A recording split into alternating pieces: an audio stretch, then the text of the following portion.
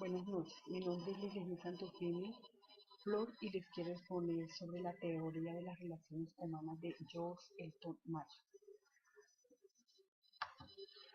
El contexto histórico y socioeconómico de esta teoría se llevó a cabo más o menos en la Revolución Industrial al terminar el siglo XIX y el siglo XX y en la Primera Guerra Mundial. En el acto de la historia de la humanidad, en la época, en pleno apogeo de la Revolución Industrial, los seres humanos los habían dividido en dos tipos o dos clases, se puede decir. El tipo A, donde existían los ricos, los hombres que son privilegiados por la vida y nacieron en cunas de oro, los grandes comerciantes que tenían que dirigir masas completas de personas. Debido a la revolución industrial, la mayoría de gente había dejado el campo y se venía a buscar una mejor calidad de vida a la ciudad, porque una máquina ya reemplazaba a mucho personal. En el acto,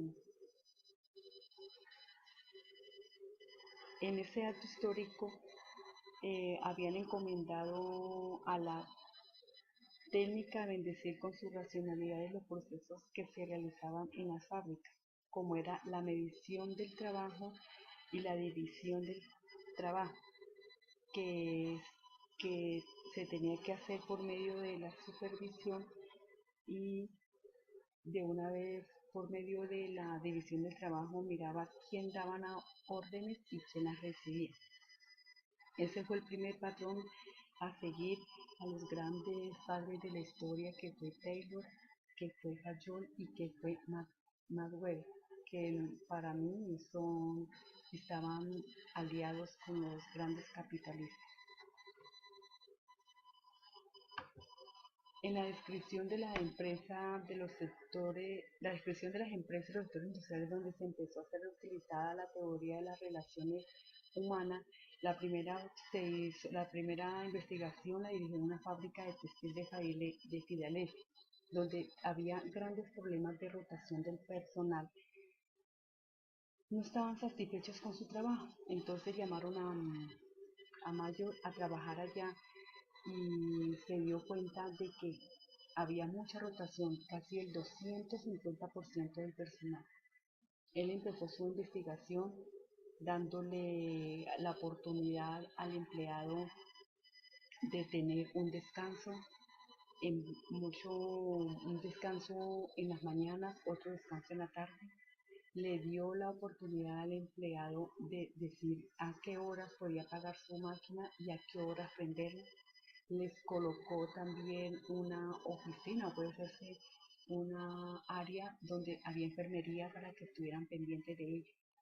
Y lo que se dio cuenta era que empezó la grande producción, porque los empleados se vieron incentivados por la dirección. El graduado de Choice Osbine Administration de la Universidad de Harvard, allá también lo llamaron y él fue a mirar los problemas psicológicos y sociales de los trabajadores industriales. El Western Electric Company de Chicago fue la empresa donde él se dio a reconocer y donde se hizo su mayor investigación. Esta empresa era de Chicago, y allá entró él y dividió a los empleados en dos grandes grupos. Él los dividió en personas o en grupos de control y en grupos de estudiosos. El primer grupo era un grupo donde no iba a haber mayor variación en todo lo que ya tenía, pero el grupo de estudiosos sí empezó, y él empezó por cambiar la iluminación de los salones donde estaban los empleados. Y para sorpresa de él, se dio cuenta de que entre más cambios hacían de iluminación, entre más iluminación colocaban, la producción iba subiendo. Una vez engañó a los empleados y les dijo que la iluminación la había subido bastante, pero resulta de que realmente no la había cambiado. y de todas maneras la producción siguió siendo máxima. Entonces se dieron cuenta que las condiciones psicológicas primaban sobre las condiciones fisiológicas. En la segunda fase, porque esto duró más o menos unos 2 años, en la segunda fase escogieron a 6 mujeres. No eran mujeres eh, que tuvieran alta experiencia en el trabajo, pero tampoco eran unas muchachas novatas.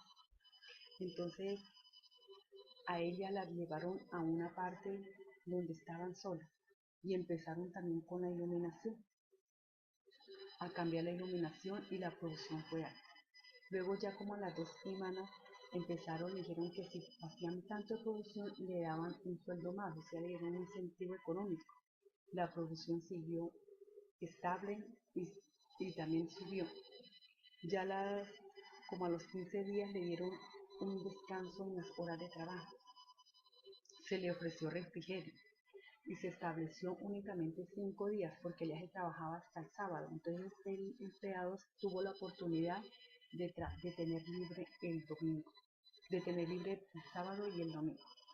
De repente, entonces, ¿qué hizo George?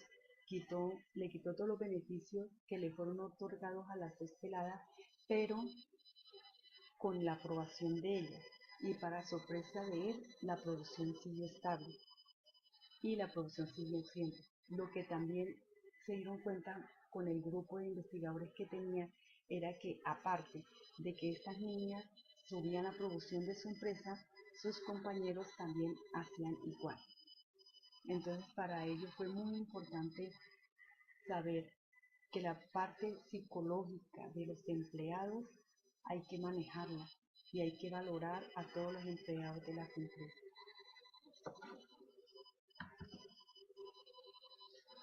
El principal aportante fue George Elton Nash.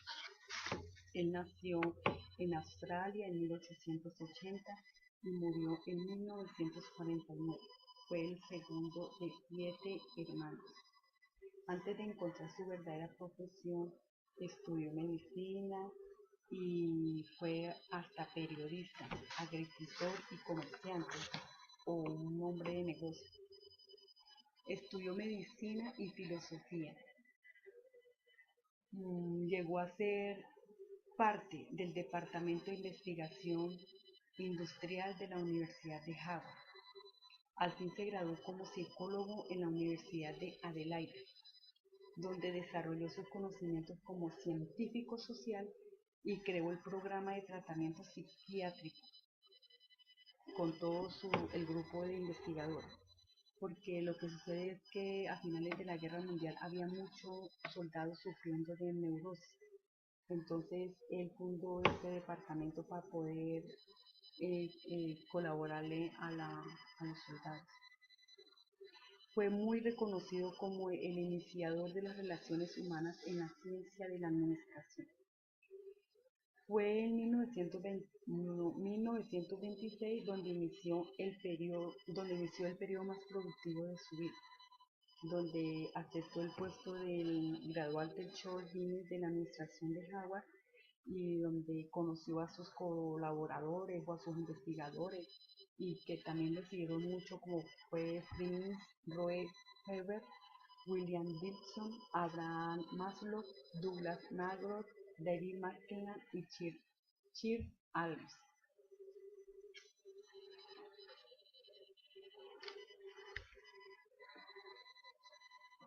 Las principales primicias o elementos de la teoría para él fue muy importante analizar a los empleados la parte psicológica que podía producir la parte psicológica de los empleados en las condiciones físicas del trabajo con relación a la producción. Lo que sucede fue que a raíz de los métodos de la teoría científica de Taylor, ellos a los empleados los vieron como a una máquina y no los vieron como la verdadera parte humana de ellos. Entonces, más que todo en las empresas de Estados Unidos, empezaron a existir un split industrial, donde por tanto trabajo que tenían los empleados, porque era toda la parte física por la medición del trabajo, entonces empezaron los empleados a quedarse dormidos. Por eso fue que llamaron a Fayol para que estuviera la mayoría de las empresas y analizara esto y viera la parte humana de, del- de los empleados y no solamente se fijaran en la parte física. Las herramientas o las técnicas que él utilizó en las diferentes investigaciones que tuvo fue la iluminación, el cambio de bombillas o de voltaje que tenía que hacía para poder mirar si teniendo las instalaciones bien iluminadas, cómo las personas o las empleadas iban a actuar, qué se les iba a ver.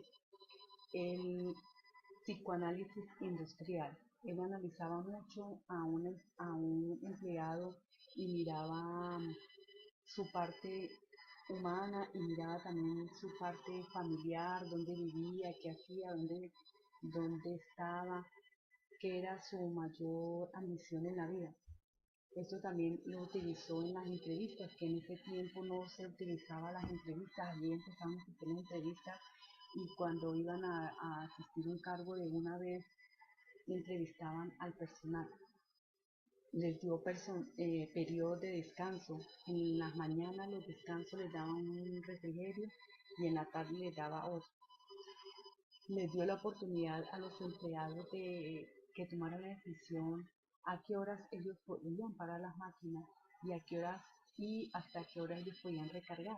Claro que en cierta forma esto le trajo problemas porque cuando empezó la investigación a muchos empleados no les gustó porque habían unos empleados, no, perdón, unos trabajadores que se volvieron holgazanes y ya no querían tomar el trabajo así en serio, entonces no creían, al principio no creían tanto en la teoría de relaciones humanas porque vieron que Mayo les estaba dando muchos incentivos, se podía decir, a los empleados.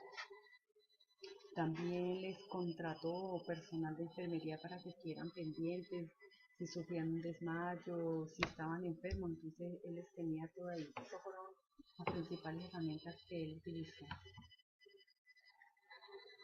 La contribución de la teoría de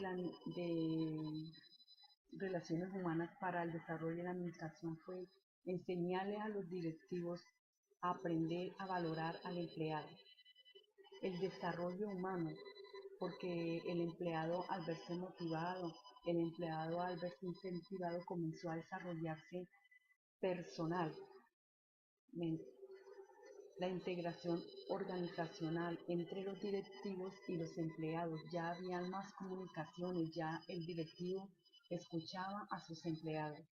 Y las relaciones interpersonales, porque ya empezaron a existir las relaciones sociales con sus compañeros, a mirar su vida, a tener más confianza los unos a los otros.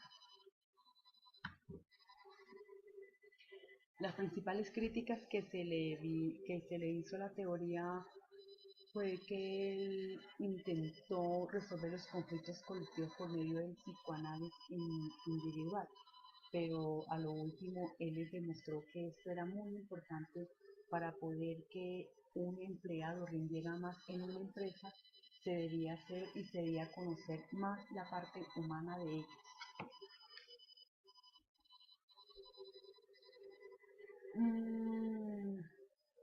Las ventajas que yo le veo a la teoría de relaciones humanas es que rompió con el imperialismo del llamado método científico y se vio al empleado como persona y no como máquina de trabajo. La debilidad es que muchos empleados se aprovecharon y no tenían compromiso o sentido de pertenencia con la organización.